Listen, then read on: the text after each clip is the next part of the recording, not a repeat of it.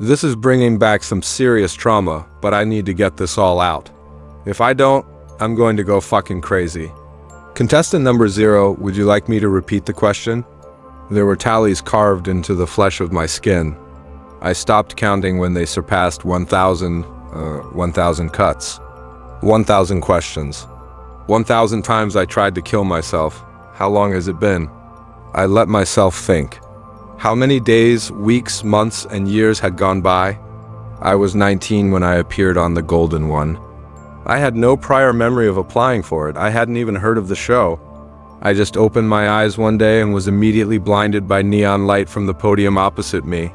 12 strangers were playing for cash that didn't exist, with stakes that were very real. The game never ended. We reached $1 million and then 1 billion, but the rounds kept going. Questions were thrown at us with no time to breathe. I didn't get an explanation why. I couldn't just walk off set because the cameras would follow me, and so would the snipers set up behind the fake audience of cardboard faces. Even if I was brave enough to, I couldn't. My ankles were bound in chains, tying me down to my podium. I counted my days through tallies on my skin. I started on my arms, and when I covered them, I moved to my legs. When my pen was snatched away from me, I used the pointy edge of a nail to carve each mark into my flesh. What was left of my clothes was filthy, shredded, and stuck to my skin, a plastic name tag glued to my chest. I was contestant number 0. I didn't even have a real name.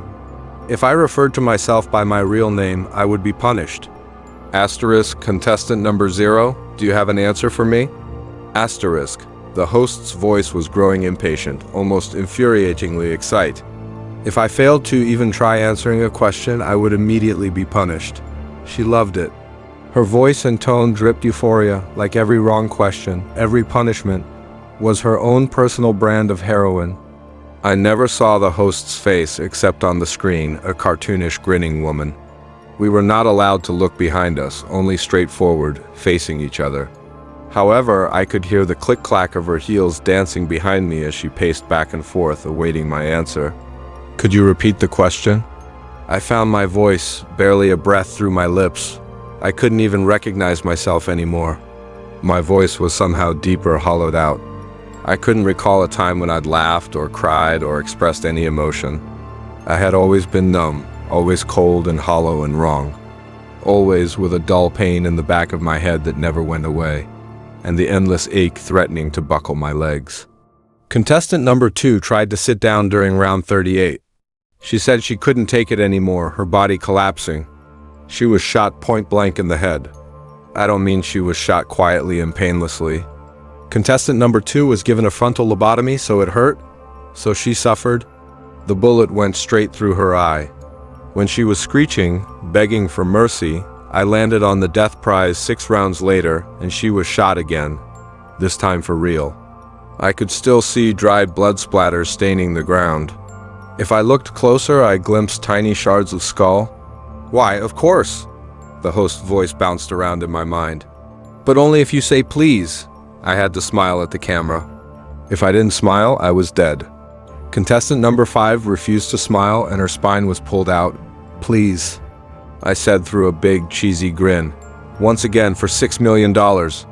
Contestant number 0, please answer the following question. The remaining podiums around me lit up in electric blue light. There were only 3 of us left. How long had it been since I ate? Drank? Took a bath? The host cleared her throat. Contestant number 0, name the actor famous for playing the popular comic book character Deadpool. Fuck, Deadpool was Marvel, right? Gosling came to mind, The Notebook. The crazy movie with the heads in the freezer. What was that called again? You have 15 seconds, contestant number 0. Ryan Gosling, the name was in my mouth, it made so much sense. But when I was opening my mouth to speak, my gaze flicked to contestant number 8's podium. His decomposing body was still there, still shriveled up, the stink of rot and decay choking my thoughts into fruition. Across from me, Lila was trembling, lit up in neon light. Her eyes were unseeing, her mouth curved into a silent cry. If I didn't open my mouth in the next 10 seconds, we were fucked. I wasn't just playing for my life, I was playing for theirs. I risked a glance at Jude, who was trying not to fall asleep, half-lidded eyes flickering. Contestant number 3, also known as Jude, was already dead. Jude died 40 rounds ago, yet through this fucked-up game show, he was also alive. Jude didn't look alive. He was dead for 40 rounds, enough time for him to find peace or whatever, and here he was, pulled back to his partially decomposed body. I could still see the reddish smears of blood staining his lips and chin, the giant splatter of scarlet on the wrangled remnants of his college sweater. Jude was mouthing something very subtly, his lips curling around the words. Ray, I read his mouth. Ray, R-A-Y. He was getting a little less subtle. It was really hard not to stare at the gaping cavern in his chest where his heart had been yanked out. That was Jude's punishment for not knowing, who sang the song, Hit Me Baby One More Time. When he was awarded the Tear Your Heart Out prize, I thought it was metaphorical. That was until a masked man stepped onto the stage, strode over to Jude, and ripped his heart from his chest, squeezing it to pulp between his gloves.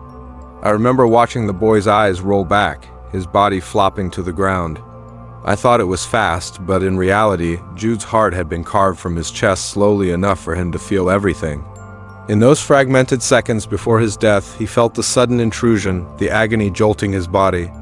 I think the masked man squeezed it, already pulverizing it before it left his chest cavity. Jude's mouth opened as if he was trying to speak, trying to cry out, but he couldn't.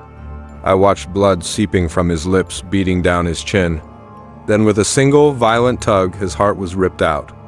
At the time, I was so fucking scared I pissed myself through my jeans. I screamed into my podium, begging our tormentors to let us go. When Jude's body was dragged away, I felt numb. Now, however, I saw his death as a mercy. Unfortunately, Lila landed on the revival prize 40 rounds later, immediately reviving the boy when given the chance to. If that wasn't a horrifying enough punishment, due to him failing to answer 2 questions in a row, he was currently being pumped with some kind of poison or sedative. I had no idea. Whatever it was pooling in the tubes protruding into his neck and spine was fucking with his head. The bastard had answered, Palm tree, 2, how many months are in a year? I was force-fed spiders because of his answer. Now, though Jude was at least slightly with it, he actually cupped his mouth, silently screaming the answer. Ray! Contestant number 0. The host's sing-song tone rattled in my skull. The answer came to me the second Jude looked away, his eyes flickering closed. Lila's head dropped, her trembling hands going over her ears. Ray, Ryan. It came like a bolt of lightning. I was sitting with my parents watching Spider-Man. Dad was complaining about Tom Holland and said, "Why can't Deadpool play this kid?" To which I turned around and said, straightening up, I smiled widely at the cameras, trying to ignore the iron chains wrapped around my ankles. The answer is Ryan Reynolds. Ding. I almost collapsed, relief flooding through me, threatening to send me to my knees. But I held myself, leaning on my podium and willing my aching legs not to give up. Congratulations, contestant number 0, the host squeaked. That's 100 correct answers in a row. I could sense the host turning to the imaginary audience, and I had the sudden, overwhelming urge to break the speaker playing fake applause. The large screen above us is illuminated with personalized prizes. I almost cried out when I saw death. It was a rare award, only coming up 3 or 4 times since the beginning. They knew we were craving it. If I played my cards right, I could finally die. I met Lila's gaze. Then Jude's. He tipped his head back, his dark eyes flicking to the screen. All of us could die, but I knew that wasn't possible. Because I didn't know the fucking answer. All right. To win all of these prizes, you must answer the golden question. The host paused like she could read my mind. However, this time you have the ability to ask a friend. No, Jude's frenzied eyes found mine. Skip it. Shut up, Jude, Lila spoke up in a hiss. Can't you see what they're offering? It's clearly a trap. He slammed his buzzer, struggling in his own chains. I held my breath. I'm okay. I lied, and the fake crowd erupted into applause. I can answer it this time. I tried to smile at my fellow contestants, but they refused to look me in the eye. Jude glared down at his podium, shaggy dark hair obscuring his face. Lila pretended to inspect her fingernails, but I caught her sharp glance. I can barely remember it now, but she and contestant number 4 had a thing. I think it was partly desperation, a primal urge to be close to someone. During round 5, contestant 4 accidentally revealed his real name, and she clung to that human part of him. In a room full of strangers who stayed quiet, the boy wasn't afraid to open his mouth. They barely had a connection, but nervous glances were sent back and forth, and when they thought the cameras weren't watching, their hands would entangle, and Luke would pull her closer. Leela must have been beautiful at some point, someone who took pride in her appearance. There were still hints of a teenage girl in an adult body. Her dark blonde hair, now matted and tangled, was tied into pigtails framing a heart-shaped face. Her cheeks were hollow, cavernous eyes glued to the floor. The dress she wore, once a prom gown, clung to her in tattered strips of deep blue, barely clinging to a skeletal figure. Contestant number 0, can you confirm you would like to try the golden question? Tearing my gaze from Layla, I squeezed words out. Yes, I said, I want to try to answer it. Well, all right, the host giggled. Is there a certain contestant you want to bring back?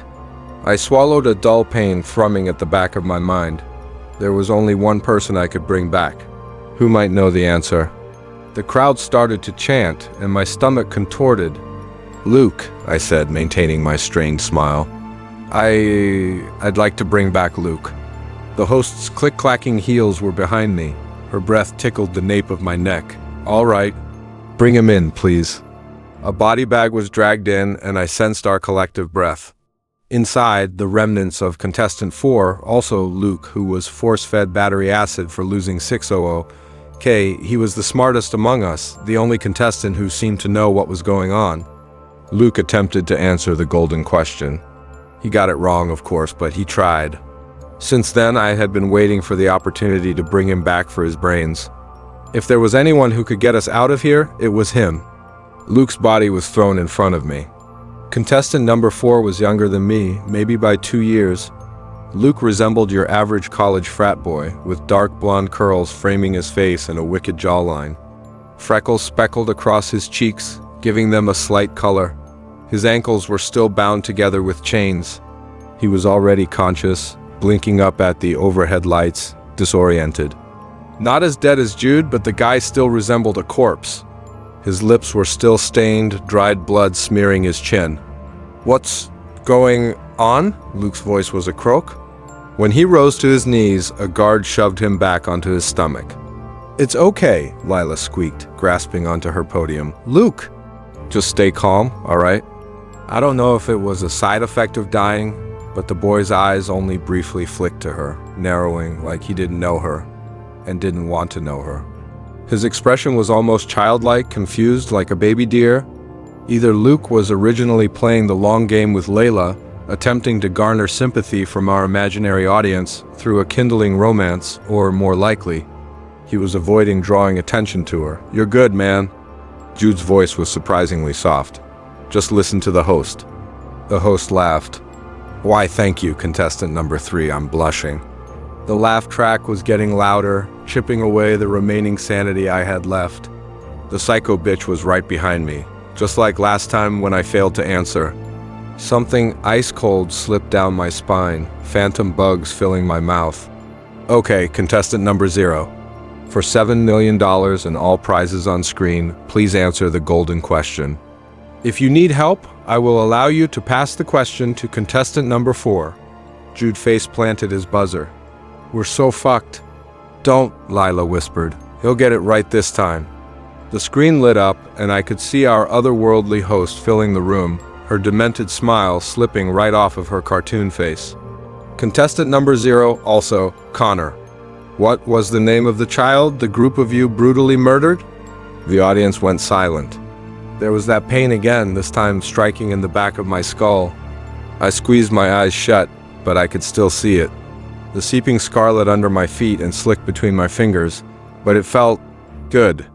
It was a strategic kill, one that I had craved. The memory was in perfect clarity. A door opened, a disheveled-looking Jude poking his head through. Armed with a backpack and a gun strapped in his belt, his unnerving grin sent me stumbling back. Are you ready? His voice was so loud in my head in piercing thunderclaps. Jude whipped a pack of cigarettes from his pocket, sliding a cigarette into his mouth. He's my neighbor's kid. He caught my gaze, rolling his eyes. What? I got you a kid and now you're getting cold feet? Fuck off, Jude.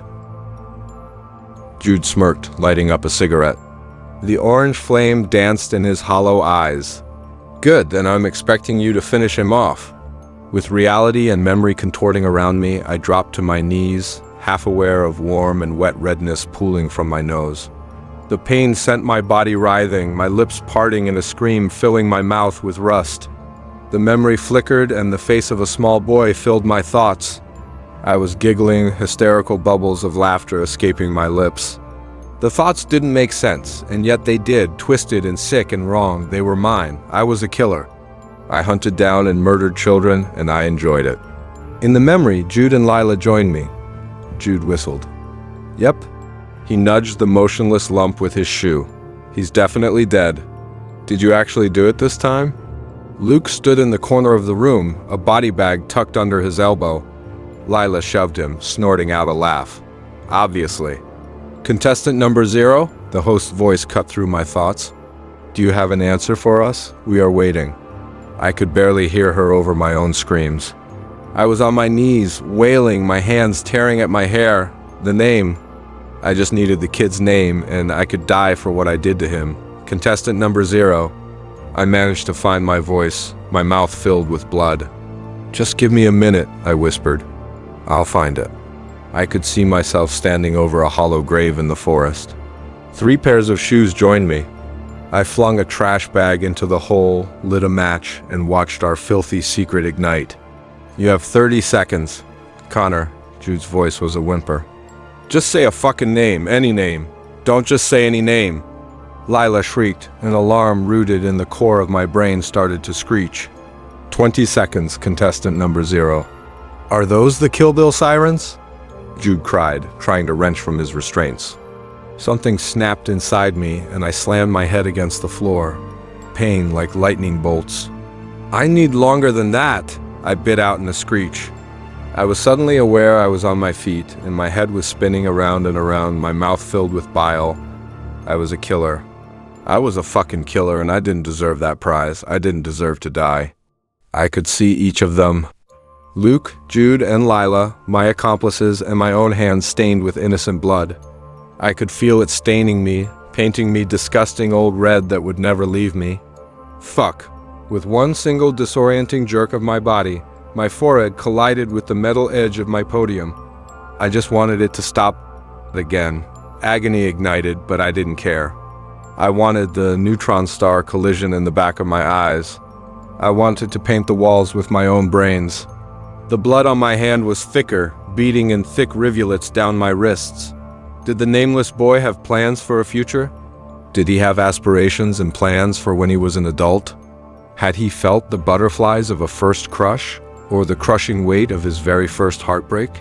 Had this kid really lived before we murdered him? The answer was no. The answer was always no. No. No. No. No, every nitrogen monoxide was emphasized with another crash. I was choking on blood, but it didn't matter. I could escape. I could finally end it all. I streaked my hand through my hair, tugging it out. But once my fingers danced across my scalp, a different pain rattled through me. This one was raw and real, and I was screaming again. He's my little brother. Jude's face crashed into my memory, but this time he wasn't smoking. Awareness began to blossom slowly, and I could feel the rugged skin of my scalp. Agony exploded again, and this time Jude's face twitched into Lila's. He's a kid from my mom's class. And then, through a fragmented flash of bright blue light, Lila morphed into Luke. The kid is a little brat, all right? I grabbed him off of the street. He won't be missed.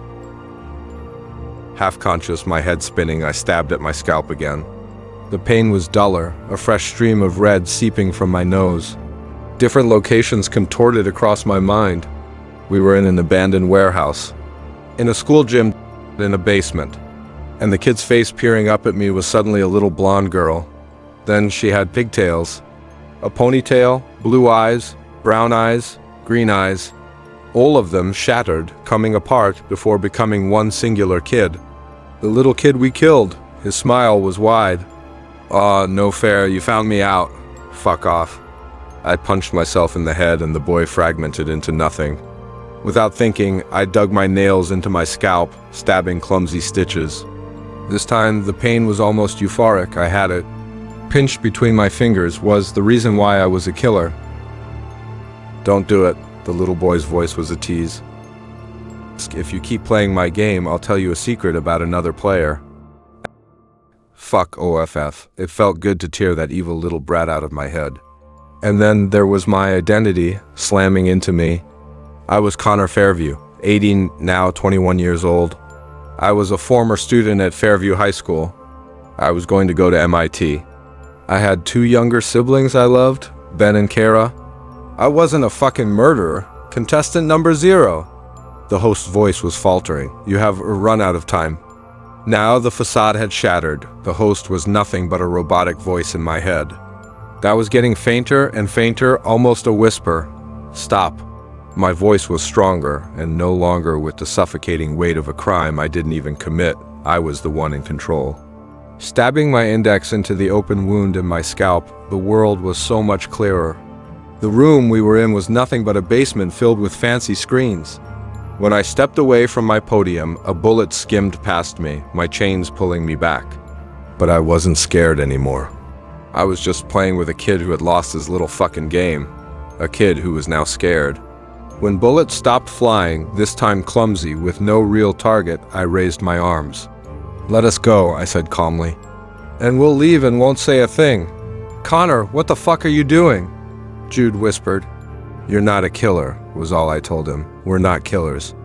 I found myself smiling, even when I was close to falling apart. I believed I was a psychotic murderer for 3 years, when in reality, all of the logic and questioning had been burned from my mind. I never questioned why there were 12 contestants, but only 6 killers. I never questioned sudden memories of strangers I had never met, memories that pointed to us being close. If I'm honest, I did want to kill our tormentor. I had seen so much, suffered and screamed and carved into my flesh. I saw bodies ripped apart, brains exploding in skulls and organs ripped from pulpy flesh. I had begged for my death, and I was never given mercy. So why did they deserve mercy? Instead, I turned to the screens. "Let us go. We'll leave and we won't look back." There was no response for a moment before the female host's voice came back to life. In the corner of my eye, she was nothing more than an animatronic my brain was forced to believe was human. I could still hear the click-clack of her phantom heels. "Do you promise? Promise?"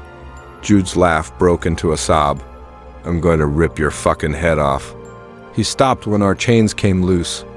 "We're going," I managed to get out in a breath. "It's over." Jude slowly stepped from his own podium. When he ran his hands through his own hair, prodding at his head, a shiver ripped its way down my spine. "Leave yours in," I said, turning to a confused-looking Luke. "I know it's fucked up, but whatever screwed with our minds is keeping the 2 of you alive."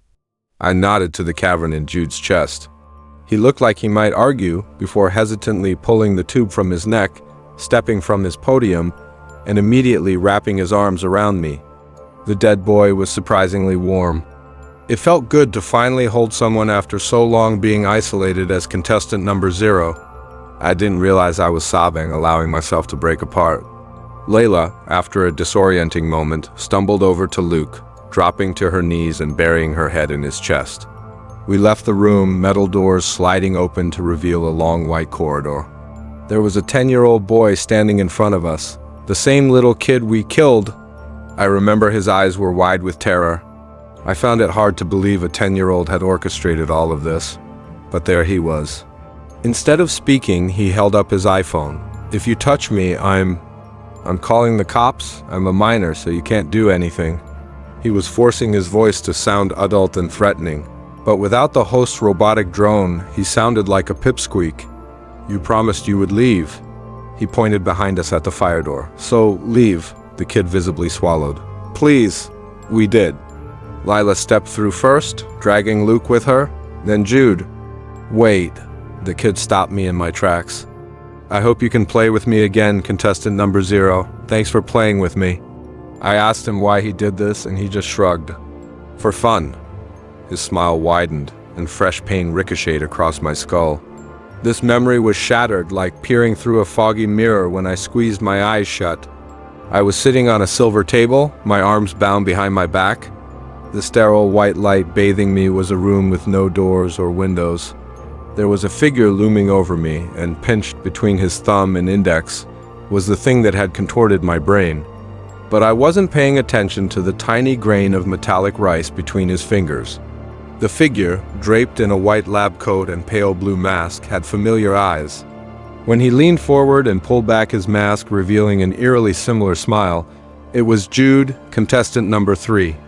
He dangled something in my eyes like a tease. It was my contestant number 0 namatag. I shook the memory away, hitting myself in the face. The kid could fuck with my thoughts. He definitely planted that memory to screw with me, right? The last thing I needed was to lose my mind at the finish line. I left the kid, but his words never left my mind. Somehow he actually let us go. Emerging from what looked like an abandoned warehouse, we were in the middle of nowhere. Nevada, to be exact, May 2024. The last time I breathed real air, it was in 2021, and I was a teenager. We called the cops, but according to them, this is way past our pay grade. I had to guess they were talking about Luke and Jude. When we told them about the warehouse and the kid, they looked at us like we were fucking crazy. I still have zero idea if they actually investigated it to find the others.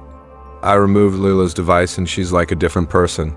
She remembers a life in Florida and wants to go back, but I've told her we have to stay together, at least for the time being. Luke and Jude are medical miracles, and I still don't know how to explain to my mother my 3-year absence. So we're still stuck in Nevada. I'm trying to find a job, and we're currently staying in a motel. Over the last few weeks, I've been getting increasingly worse headaches. I'm paranoid of every passerby, everyone who offers to help us.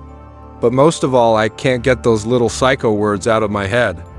I hope you can play with me again, contestant number 0. I'm fucking terrified of what is. Inside my head and what it's done to us, I feel sick writing this. After everything he did, I don't feel human. I'm covered in scars. I can't sleep or eat. I'm losing my mind. I'm shaking, but I can't get it out of my head. I think I'm still in the game, and I need help. Please help me. I think I'm in a new game. Even if I'm not, that little brat is still no doubt looking for players. Don't make the same mistake as me. If you ever find yourself in his game, just remember, you are not a murderer.